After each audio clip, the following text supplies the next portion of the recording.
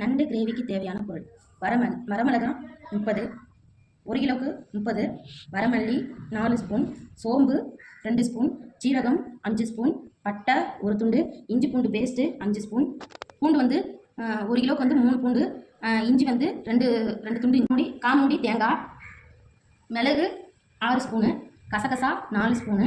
இது எல்லாத்தையும் நம்ம வந்து இப்போ அரைக்க போகிறோம்.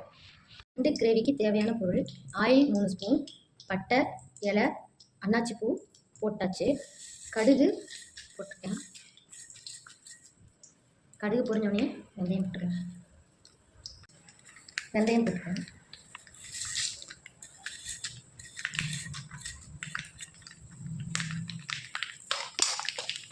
வெந்தயம் வந்து நம்ம வந்து நண்டு குளிர்ச்சிக்கு யூஸும் சூடு பிடிக்கக்கூடாது அப்படின்றனால கசகசாவும் வெந்தயமும் கொஞ்சம் கூடுதலாக சேர்க்கணும். இது கூட சோம்பையும் போடலாம்.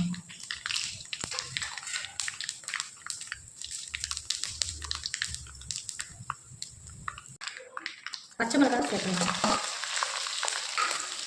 பச்சை மிளகாய் தெரிக்கிறதுனால வெங்காயத்தையும் போட்டலாம்.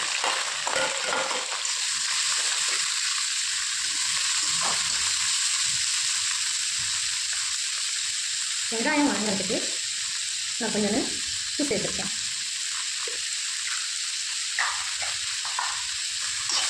நல்லா வதக்கிக்கலாம். வெந்தயம் போட்டிருக்கிறதுனால கசப்பாக இருக்குன்னு நினைக்க வேணாம், நல்லா டேஸ்ட்டு கூடுதலாக கொடுக்கும்.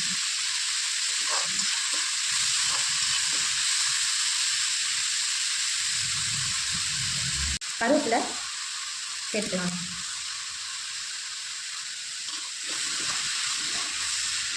நல்லா வதங்கட்டும்.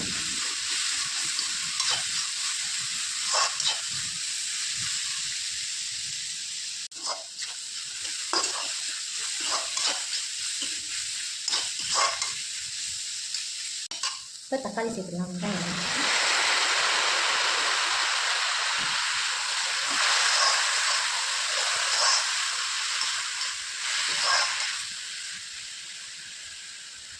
வணங்கிடுச்சு. இப்போ இஞ்சி பூண்டு பேஸ்ட்டு போடலாம்.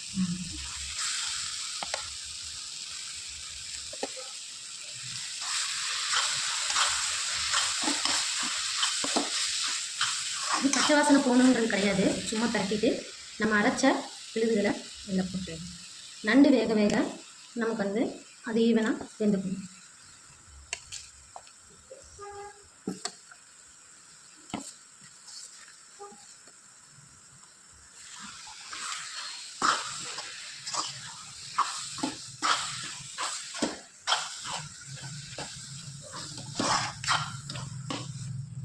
இதில் வந்து நம்ம எந்த பொடியுமே சேர்க்கல, நாமளாம் அரைச்சி போட்ட அந்த விழுது மட்டும்தான் போட்டிருக்கோம்.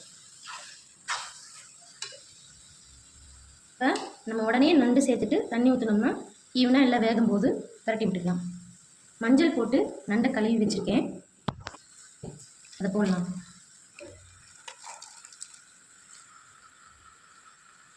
போட்டுட்டு நல்லா பரட்டி விட்டுட்டு அந்த கிரேவியோட தேவையான அளவு உப்பு போட்டுக்கலாம்.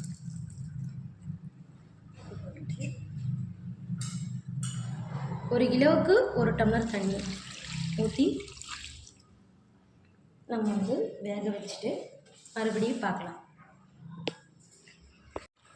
நல்லா நண்டு சுருள சுருள பரட்டிட்டு வெந்ததுக்கப்புறம் நல்லா சுருள சுருள வதக்கிட்டு கொத்தமல்லி தூவி நம்ம அப்படியே இறக்கிடலாம். நண்டு கிரேவி இப்போ ரெடி ஆயிடுச்சு.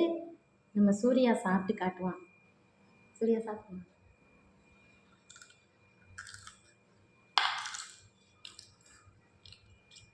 சூப்பர்.